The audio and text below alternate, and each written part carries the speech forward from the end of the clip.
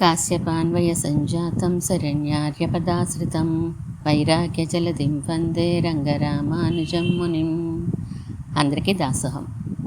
మన ఆచార్యులు శ్రీ శ్రీ శ్రీ త్రిదండి శ్రీ రంగరామానుజీయ స్వామి వారు అనుగ్రహించిన రచనలోని పరమాత్మ దేవుళ్ళు మనము అనే కోశాన్ని మనం చదువుకుంటున్నాం. అద్వైత సిద్ధాంతం గురించిన చర్చ నడుస్తోంది. నిర్విశేష చిన్మాత్రం అంటే ఏంటో చెప్పారు పురుషోత్తం గారు. నిర్గుణ బ్రహ్మనే పరబ్రహ్మనే నిర్విశేష చిన్మాత్రం అంటారు అని అన్నారు. స్ఫటికాల్లా తెల్లగా ఉన్న పంచదారలోంచి తీయదనాన్ని అంతా కూడా తీసేసి ఒక ముద్దలా చేసామనుకోండి, అది తీపి కదా. ఆ ముద్దను ఏమంటాం? తీపి స్వరూపం అంటాం. అలాగే మనం జ్ఞానాన్ని అంతా కూడా తీసేసి ఒక ముద్దగా చేస్తే, అంటే వస్తువుల్లోనూ ప్రపంచంలోనూ ఇంద్రియాల్లోనూ మనస్సులోనూ ఉన్న జ్ఞానాన్ని అంతటినీ తీసి మూట కట్టేశామనుకోండి, దాన్ని జ్ఞానస్వరూపం అని అంటారు అని. అదే మనం రోజు నిర్విశేష చిన్మాత్రాన్ని అనుభవిస్తున్నారు అని అంటారు వాళ్ళు. అంటే జ్ఞానం ఎప్పుడూ సుఖాన్ని ఆనందాన్ని ఇస్తుందని నియమం కాబట్టి, గాఢ నిద్రపోయి లేచిన తర్వాత చాలా హాయిగా ఉందని అలా అనిపిస్తోంది కాబట్టి మనం జ్ఞానాన్ని అనుభవిస్తున్నాము అనే గుర్తు అని చెప్పారు. ఈ సిద్ధాంతంలో దేవుడు, పుణ్యం, పాపం ఇవన్నీ భ్రమలో ఉన్నవారికే ఉంటాయి, ద్వైతభావం ఉన్నవారికే ఉంటాయి. జ్ఞానం కలిగిన వారికి, అద్వైత భావన కలిగిన వారికి ఇవన్నీ ఉండవు అని చెప్పారు. ఇలా సిద్ధాంతంలో ముక్తి పొందడానికి పిపీలిక మార్గం ఒకటి, విహంగ మార్గం ఒకటి అని అది కూడా తెలియచేశారు మనకి. ద్వైత భావన ఉన్నంతసేపు మీకు అద్వైతం అనేది కలగదు అని కూడా చెప్పారు. తర్వాత వివేకానందుడి గురించి, రామకృష్ణ పరమహంస గురించి చెప్పారు. వివేకానందుడు ప్రపంచమంతా మాయ అని నిరాశలో మునిగిపోవడాన్ని ఖండించారు. అద్వైతాన్నే ప్రచారం చేసినప్పటికీ మీకు యోగ సాక్షాత్కారంలో అంతా బ్రహ్మ అని తెలిసిపోయినా మీరు నిరాశగా ఉండిపోకండి.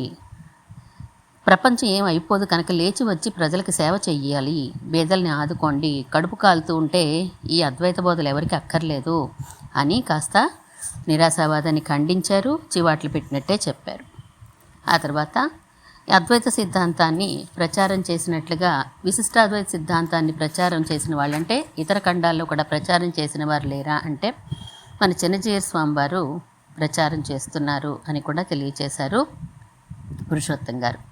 12 అధ్యాయాలు పూర్తయినవి పరమాత్మ దేవుళ్ళు మనం కోసంలో. ఇప్పుడు 13వ అధ్యాయాన్ని మనం ప్రారంభించుకుందాం. ఇక చర్చ దేని గురించి నడుస్తుందో విందాం. అన్నయ్య గారు, ఇక తప్పేటట్లు లేదు, అమ్మాయి అమెరికా నుంచి ఓపెన్ టికెట్ కూడా కొని పంపించేసింది అన్నారు శకుంతలమ్మ గారు.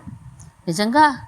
అయ్యో, రఘురామయ్య గారితో ఆధ్యాత్మిక విషయాలు చర్చిస్తూ ఉంటే కాలం అంతా ఇట్టే వెళ్ళిపోతోంది, ఇంకా నాకు అవకాశం ఉండదన్నమాట అన్నారు పురుషోత్తం గారు. నిజమే, సమయం ఎంత తొందరగా వెళ్ళిపోతుందో చూడండి. అప్పుడే మనం ఈ ప్రసంగాలు ప్రారంభించి 4 నెలలు అయిపోయింది అన్నారు శాస్త్రి గారు. వినీత, అయితే ఇంక నాకు సెలవు ఇచ్చేస్తున్నట్లేనా అడిగారు అవధాని గారు. కాస్త తమాషాగా అడిగినా కించిత్ విచారం లేకపోలేదు ఆయన గొంతుకులో. వినీత లాంటి తెలివైన పిల్లకి ఎన్నో నేర్పుదాం అనుకుంటున్నారు ఆయన. ఇప్పటికే తన తోటి వయసు వారందరికన్నా ఎక్కువ విజ్ఞానం ఉంది ఆ పిల్లలో. నేను వెళ్ళడం లేదు మాస్టారు, అమ్మమ్మ తాతయ్య వెళ్తారు, నేను ఇక్కడే చదువుకుంటాను, మీ ట్యూషన్ మాన్ను, మా ఇంకో బాబాయ్ గారి ఇంట్లో ఉంటాను, అక్కడికే వచ్చి చెబుదురు కానీ అన్నది వినీత ఆరిందాల.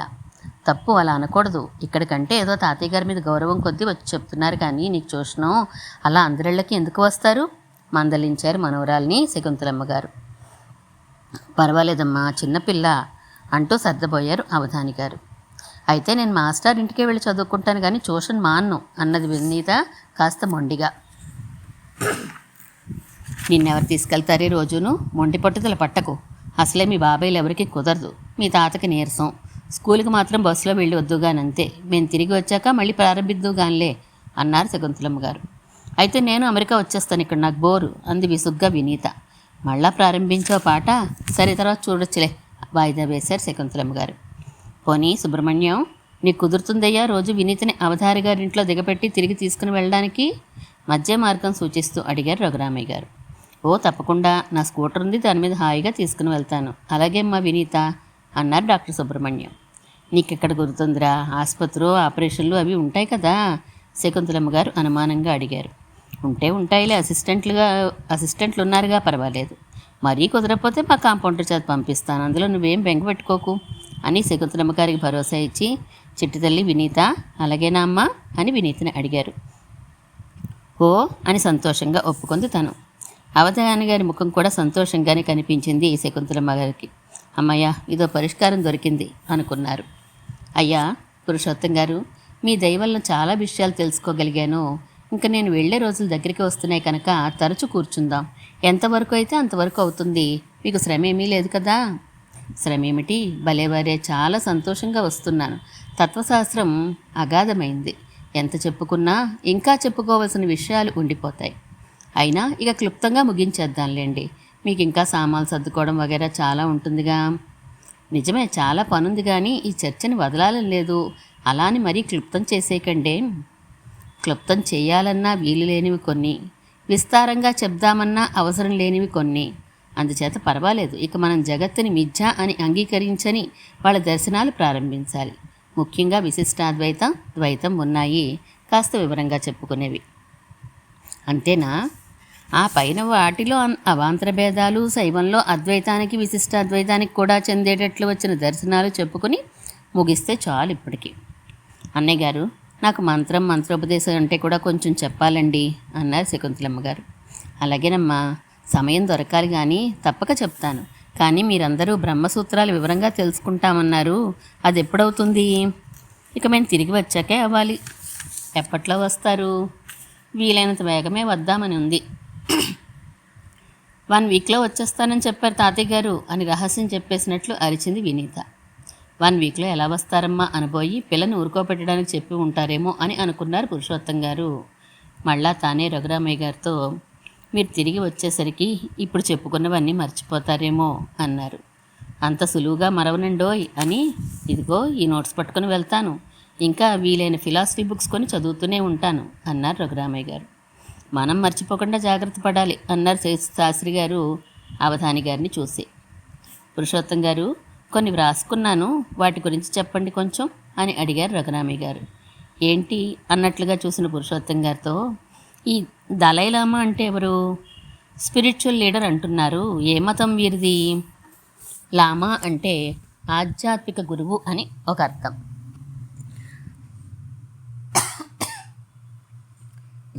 మన దేశంలోంచి ఇతర దేశాలకి వ్యాపించిన బౌద్ధ మతమే టిబెట్ దేశంలో లామా మతంగా మారింది. బోధిసత్వుడే బుద్ధుడవుతాడు అని అనుకున్న జ్ఞాపకం ఉందా? అలా బోధిసత్వుని అవతారమే మొదటి దలైలామా. దలైలామా అంటే విజ్ఞాన సాగరం అని అర్థం. మొదటి దలైలామా అంటున్నారు, చాలామంది ఉన్నారా ఈ దలైలామాలు? టిబెట్లో మతం కేవలం మతంగా మిగిలిపోలేదు, రాజకీయాల్లోకి ప్రవేశించింది. మత సంఘ నాయకుడైన లామాకి ప్రజాధికారం కూడా ఉంది కనుక ఈ సంఘం కేడర్ డెవలప్మెంట్గా వచ్చింది. అందుచేత దలైలామాలు ఒకరి తర్వాత ఇంకొకరు ఆ సంఘ నాయకత్వాన్ని వహిస్తున్నారు. దలైలామాగా ఎవరు మారుతారు? దలైలామా రాజ్యానికి అంతటికీ మత గురువు. అయితే తాషిలామా అనే ఇంకొక ఆయన ఉంటారు, ఆయన అధికారం ఒక రాష్ట్రానికి ఉంటుంది. బుద్ధుని అవతారం దలైలామాగాను, అమితాబుని అవతారం తాషిలామాగాను విశ్వాసం టిబెట్ ప్రజలకి. అమితాబుడెవరు? బుద్ధుడు అవతరించిన తర్వాత ఎంతోమంది ఉపాసనలు ప్రారంభించి బోధిసత్వులైపోయినారట. అందులో ఈ అమితాబుడు ఒకరు. ఈయన పేరిట అమిదా అనే బౌద్ధమత శాఖ జపాన్లో కొన్ని కోట్ల మందికి ఆదర్శంగా ఉంది. ఓహో, బౌద్ధంలో ముఖ్యులైన ఇద్దరి అవతారం దలైలామా, తాషిబామా అన్నమాట. వీరిద్దరిలో ఎవరైనా ఒకరు మృతి చెందితే ఆ క్షణంలో దేశంలో పుట్టిన శిశువు మళ్ళా ఆ లామా అవుతారు. ఒకరికన్నా ఎక్కువ మంది పుడితే అదే క్షణంలో బ్రతికున్న లామా నిర్ణయం ప్రకారం శిశువుని ఎంచుకుంటారు. ఇంకొక విషయం తెలుసుకోండి, లామా అంటే ఇంచుమించు మన సన్యాసులన్నమాట. సిక్కింలో ప్రతి ఇంటి నుంచి ఒక పిల్లవాడిని బౌద్ధ ఆరామాలకి లామా అవడానికి ఇచ్చేసేవారట. ఈ మధ్య కాలంలో కూడా వారు చిన్నతనం నుంచే బౌద్ధం నేర్చుకుని పెద్దవారైనాక ఇతరులకు బోధిస్తారు. అర్థమైంది. అంత ఇంపార్టెంట్ అన్నమాట లామా అయితే అని. ఇంకో అనుమానం తీర్చండి, టావో మతం అంటే ఏంటి? ఇది మన దేశంలోది కాదు, చైనాలోది. చైనాలో మొత్తం 3 మతాలు ఉన్నాయి ప్రముఖంగా. 1 టావో మతం, 2 కన్ఫ్యూషియస్ మతం, 3 బౌద్ధ మతం. మనం ప్రస్తుతానికి మన దేశం మతాలే చెప్పుకుందాం. విదేశీ మతాలంటే మళ్ళీ అదో పెద్ద సముద్రం, అంతం ఉండదు, టైం చాలదు. సరే, చరకుడు మతం అంటే ఏంటి? చరకుడు మన దేశపు ఆయుర్వేద వైద్యుడు. చరక సంహిత అనే ఆయన ఆయుర్వేద గ్రంథం చాలా ప్రసిద్ధి చెందింది. ఈయనేమి కొత్త మతాన్ని పెట్టినట్టు ప్రసిద్ధి లేదు, కానీ కొన్ని ఇంట్రెస్టింగ్ అభిప్రాయాలు ఈయనవి. చెప్పండి, కొంచెం వింటాం. చరకుడు దేవుడు దెయ్యం అని చెప్పినట్లేమీ కనిపించదు. వాయువు వల్లనే ప్రపంచ నిర్మాణం అంతా అవుతోందని, శరీరం లోపలి భాగాలన్నీ వాయువు వల్లనే నడుస్తున్నాయని ఆయన నిర్ణయం. మనసును నడిపేది కూడా అదే అంటారు ఆయన. ఇదో కొత్త సిద్ధాంతమే కదా? అవును, అలా కూడా అనిపిస్తుంది. మానవ దేహం ఏ పదార్థాలతో తయారైందో ఆ పదార్థాలు ఆహారంగా స్వీకరిస్తేనే ఆరోగ్యం, ఆయుష్ అంటారు. వాతం, పిత్తం, కఫం అని 3 దేహంలో ఉండేవి.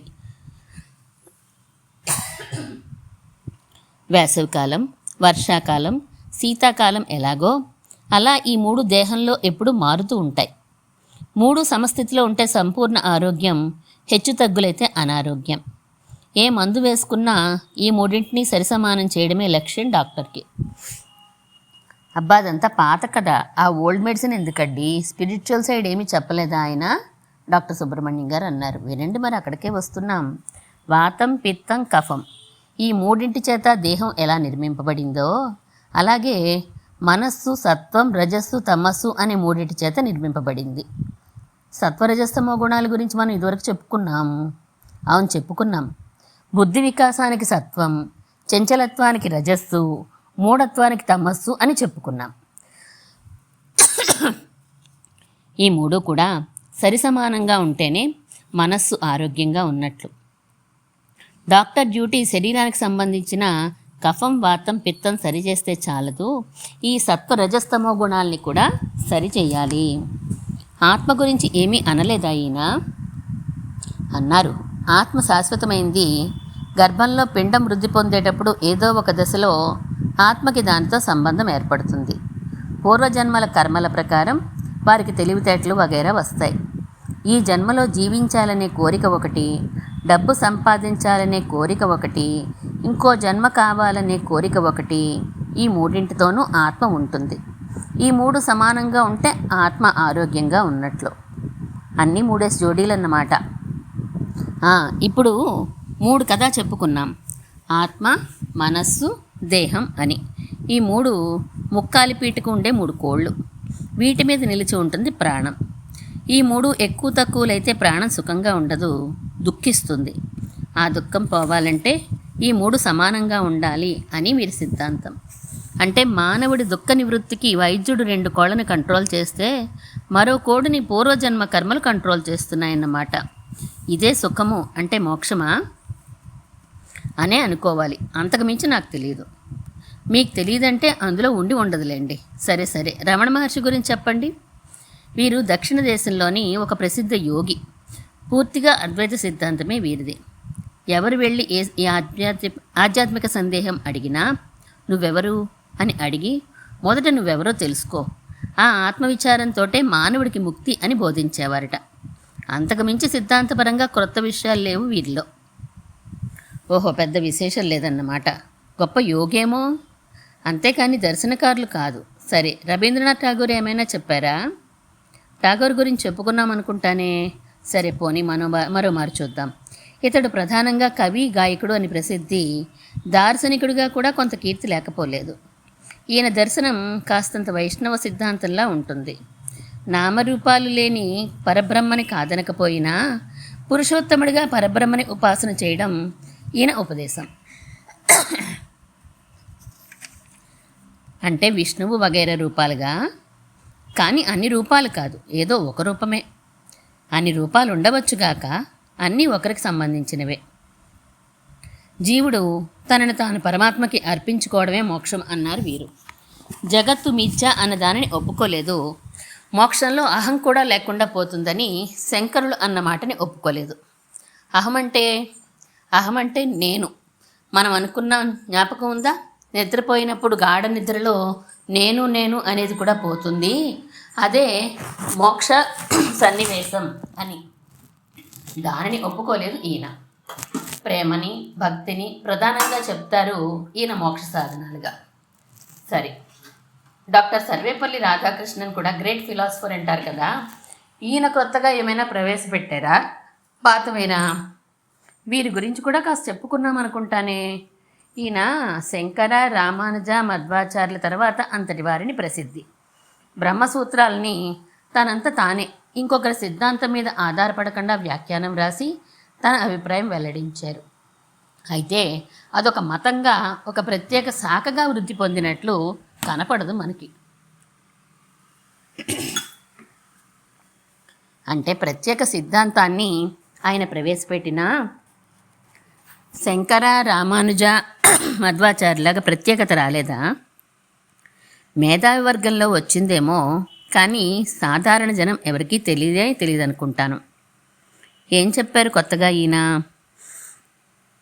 ఎటువంటి గురువు ఉపదేశాన్ని తాను అంగీకరించలేదని, తన అనుభవం నుండి వచ్చిన జ్ఞానంతోనే తన దర్శనాన్ని ప్రవేశపెడుతున్నానని స్పష్టంగా చెప్పారు ఈయన. ఇంచుమించు జిడ్డు కృష్ణమూర్తి గారిలా అన్నమాట. ఈయన సిద్ధాంతాన్ని కేవల సిద్ధాంతం అనవచ్చు. అంటే ఆత్మ గురించిన సిద్ధాంతమే.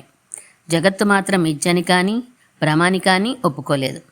మిగిలిన అన్ని విషయాల్లో వేదాంతాన్ని అంగీకరించినట్లే కానీ అన్ని మతముల సమన్వయానికి కొంత కృషి కనిపిస్తుంది. ఏ మతమైనా ఆ కాలానికి అది సరిపోవచ్చును, కానీ తర్వాతి రోజుల్లో పనికిరాకపోవచ్చు అని ఆయన అభిప్రాయం. ప్రత్యేకించి వీరిని అనుసరిస్తున్న శాఖ ఒకటేమీ ప్రసిద్ధంగా లేదు కనుక ఇంతకు మించి మనకి ఈయన దర్శనం అనవసరమేమో. సరే, ఇంకా నేను రాసుకున్నవి ఈశ్వరీయ బ్రహ్మకుమారీల సంఘం అంటే ఓం శాంతి వారు, షిరిడి సాయిబాబా, సత్య సాయిబాబా, విపాసనా సంఘం, కల్కి భగవాన్, అయ్యప్ప, ఎస్ఎస్వై, ఇంకా లిస్టు రఘురామయ్య గారు చదవబోతూ ఉండగా పురుషోత్తం గారు అడ్డుకున్నారు. చూడండి, అద్వైతం, ద్వైతం, విశిష్టాద్వైతం ఈ మూడింటిని స్పష్టంగా అర్థం చేసుకుంటే వీటి కలగాబలగంగా వచ్చిన చాలా మతాలు, శాఖలు అర్థమైపోతాయి. ఈనాడు క్రొత్తగా బయలుదేరుతున్న చాలా మతాలు, శాఖలలో ఈ అద్వైతం, విశిష్టాద్వైతం, ద్వైతంతో కలిపి క్రైస్తవం, ఇస్లాం సిద్ధాంతాల వాసనలు కూడా బాగా గుర్తుపట్టవచ్చు. ఇంచుమించు చాలా మతాలు అన్ని మతాలు ఒకటే అని చెప్తూ అందుచేత తమ పద్ధతిలోకి వచ్చేమని అడుగుతాయి. ఓం శాంతి వాళ్ళకి రాజయోగం ప్రాక్టీస్ ఎక్కువ.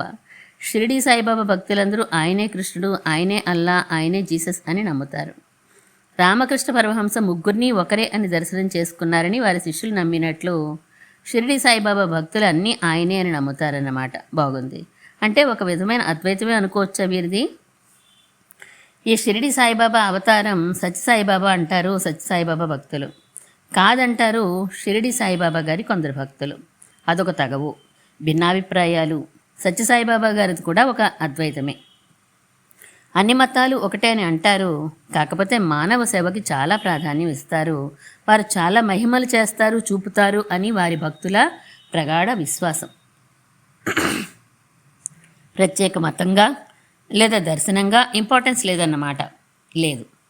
కల్కి భగవాన్ సిద్ధాంతపు ఆచరణలో కూడా ఇందాక నేను చెప్పినట్లు 4-5 మతాల ప్రిన్సిపల్స్ కలగలిసేయేమో అనిపిస్తుంది.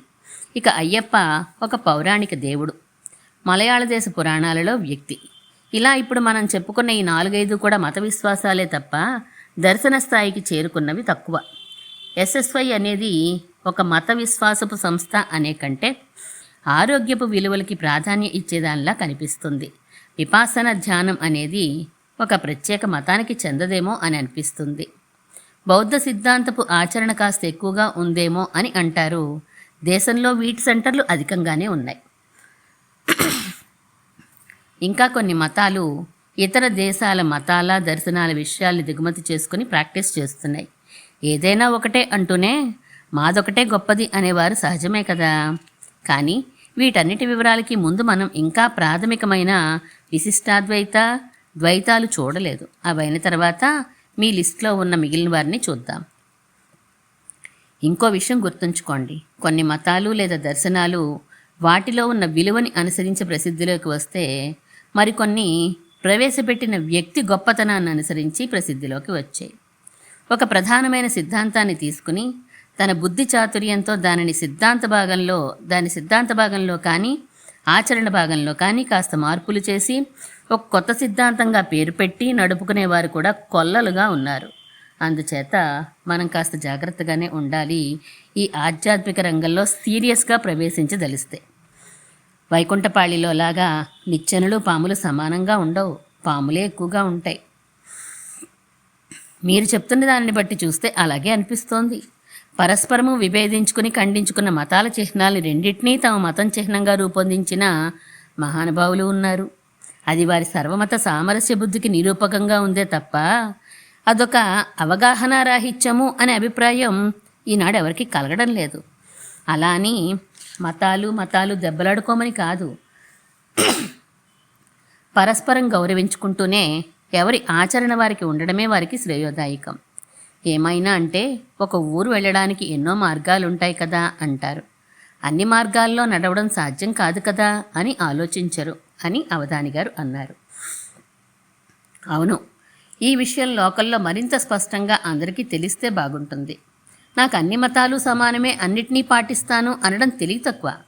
నాకు అన్ని మతాలు సమానం కనుక నేనేది పాటించినా మిగిలిన అన్నిటినీ గౌరవిస్తాను అని అనడం తెలివైన వారు చేసేది. ఒక్కొక్క మతానికి ఒక్కొక్క ప్రయోజనం ఉంటుంది. ఇంకొక మత ఆచరణ ఈ మత ప్రయోజనాన్ని సాధించదు. ఉదాహరణకి చెవి వింటుంది, కన్ను చూస్తుంది, ముక్కు వాసనకి, నాలుక రుచికి ఉపయోగపడతాయి. నాకు అన్నీ సమానమే కనుక కంటితో వింటానన్నా చెవితో చూస్తానన్నా అసంభవం కదా.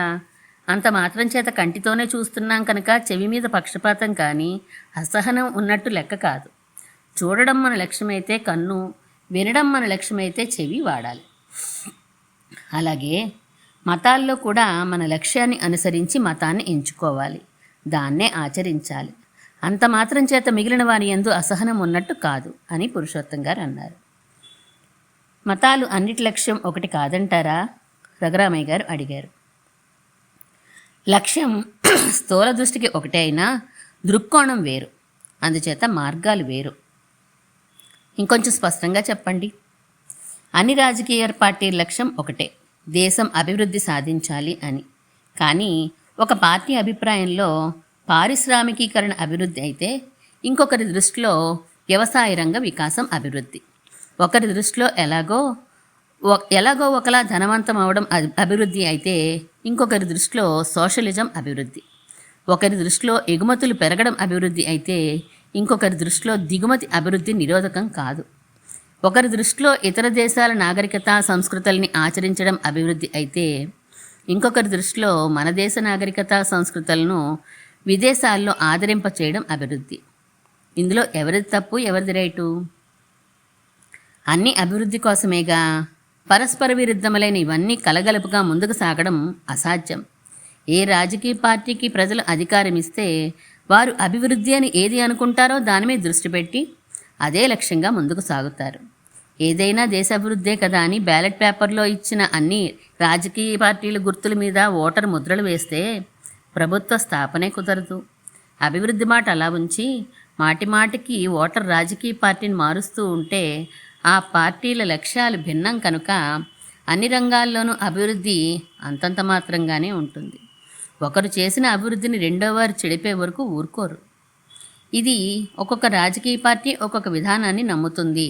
కొన్ని రాజరికం చెప్పవచ్చు, కొన్ని సైనిక పాలన అనవచ్చు, కొన్ని ప్రజాస్వామ్యం అనవచ్చు, కొన్ని ఇంకోటి అనవచ్చు, కొన్ని వీటన్నిటి కలయిక అనవచ్చు. మరి వారందరికీ ఓటు చేస్తాను ఏదైనా ఒకటే కదా అని అంటే కుదురుతుందా? అలాగే మతాలు అన్నింటి లక్ష్యం సాంసారిక దుఃఖ నివృత్తే, అందులో సందేహం లేదు. కానీ వారి వారి దృక్కోణాల్లో తేడా ఉంది. కొందరు దుఃఖ నివృత్తే చాలు అంటే కొందరు సుఖప్రాప్తి కూడా కావాలి అన్నారు. కొందరు రెండూ ఉన్నాయంటే కొందరు రెండూ లేవు అన్నారు. కొందరు ఉన్నాయనుకోవడం భ్రమ అంటే కొందరు లేవనుకోవడం భ్రమ అన్నారు. మరి వాటిల్లో ఏదో ఒకటి కాక అన్నీ నమ్ముకుంటే అన్నిటినీ ఆచరించేస్తాను అని అంటే ఎక్కడికి చేరతాడు ఈ ఆధ్యాత్మిక విద్యార్థి? ఏ రాజకీయ పార్టీని నువ్వు ఇష్టపడ్డా మిగిలిన వారిని దూషించుకు అన్నట్లే తానొక మార్గాన్ని ఎంచుకుని మిగిలిన మార్గాల్ని ద్వేషించకుండా ముందుకు సాగాలి. అయితే తన మార్గం బెస్ట్ అని దృఢంగా నిలబడితే తప్ప ముందుకు సాగడం కుదరదు కనుక ఇతర మార్గాల కన్నా తనది గొప్పదని గుర్తు చేసుకుంటూ ఉండాలి. అంతవరకే. ఇదివరకు చెప్పుకున్నాం అనుకుంటా స్కూల్ యూనిఫామ్ గురించి. చెప్పినా మళ్ళీ జ్ఞాపకం చేసుకోవచ్చు, పర్వాలేదు.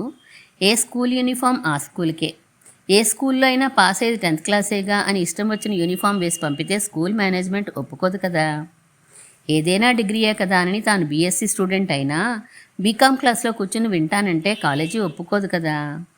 ఏదైనా నేషనలైజ్డ్ బ్యాంకే కదా అని ఇతర బ్యాంకులకు డిపాజిట్లను కాన్వాస్ చేసిన ఉద్యోగిని హర్షించదు ఆ బ్యాంకు.